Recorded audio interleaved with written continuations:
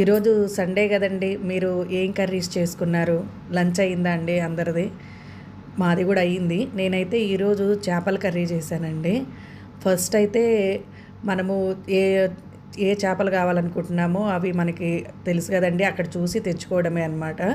వాళ్ళ దగ్గరే కటింగ్ చేయించి తీసుకొచ్చాము ఆ చేపల్ని.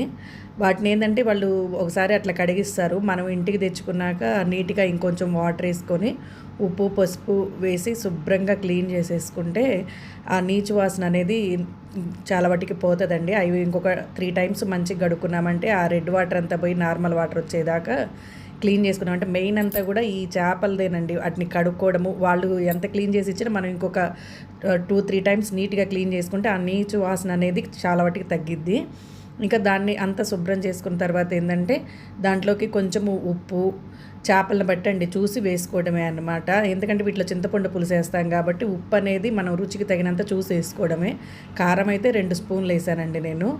అలాగే వచ్చేసి ఒకేసారి ఫ్రై కూడా కలిపి పక్కన పెడుతున్నాను అనమాట. దీంట్లో కూడా ఏంటంటే కొంచెం ఉప్పు, కారము, కొద్దిగా ఒక 1/2 చెంచా అంత అల్లం వెల్లుల్లి పేస్టు, అలాగే వచ్చేసేసి కొంచెం గరం మసాలా, కొంచెము నిమ్మకాయ, ఇవన్నీ వేస్తానండి. ఇవన్నీ ఎప్పుడైతే నేను ఏ చేపల కర్రీ చేస్తానో అప్పుడు ఫ్రైకి కూడా తీస్తానన్నమాట.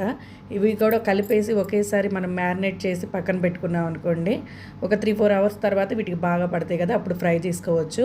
ఇదేంటంటే ఇప్పుడు చేపల కర్రీ చేస్తాను కదా, ఈ చేపల కర్రీలోకి ఏంటంటే మనము ఉప్పు, కారము, అదేవిధంగా వచ్చేసి అల్లం వెల్లుల్లి పేస్టు, పసుపు, గరం మసాలా ఎవరెవరి ఇష్టం అండి. కొంతమంది వేసుకుంటారు, కొంతమంది వేసుకోరు. మేము వేసుకుంటాము.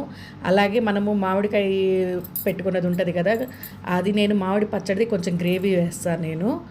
అవి అలాగే వచ్చేసి అప్పటికప్పుడు ఈ ఉల్లిపాయలు అవి ఉంటుంది కదా, కొంచెం టమాటా, అవన్నీ ఏంటంటే మనము ఇట్లాగా దంచైనా వేసుకోవచ్చు, లేదా మిక్సీ చేసైనా వేసుకోవచ్చు. ఆ ఉల్లిపాయ ఇది అనేది పేస్ట్ వేస్తే మనకి కర్రీ అనేది చిక్కగా వస్తుంది అనమాట. దీంట్లోకి చింతపండు కూడా మనం కొంచెం చూసుకోండి, చూసేసి వాటిని నానబెట్టుకొని ఆ పులుపు కూడా మనకి కొంతమంది ఎక్కువ తింటారు, కొంతమంది తక్కువ తింటారు.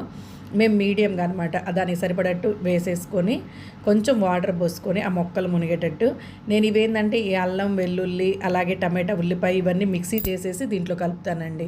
దీంట్లో కొంచెము మళ్ళీ కొద్దిగా ఒక సగం ఉల్లిపాయ వేస్తాను. ఒక పెద్ద ఉల్లిపాయ అయితే సరిపోతుంది మొత్తం అన్నిటికీ. కొంచెం పచ్చిమిర్చి, ఇవన్నీ వాటర్ అన్నీ కలిపేసుకొని అప్పుడు ఉప్పు చూడకపోతే సరిపడా ఉప్పు చూసేసుకొని ఇక స్టవ్ మీద పెట్టుకొని వీటిని కదిలిచ్చేది ఏమి ఉండదండి, తిప్పడమే అనమాట. ఒక 20 నిమిషాల్లో మనకు రుచికరమైన చేపల కర్రీ రెడీ అయిపోద్దండి.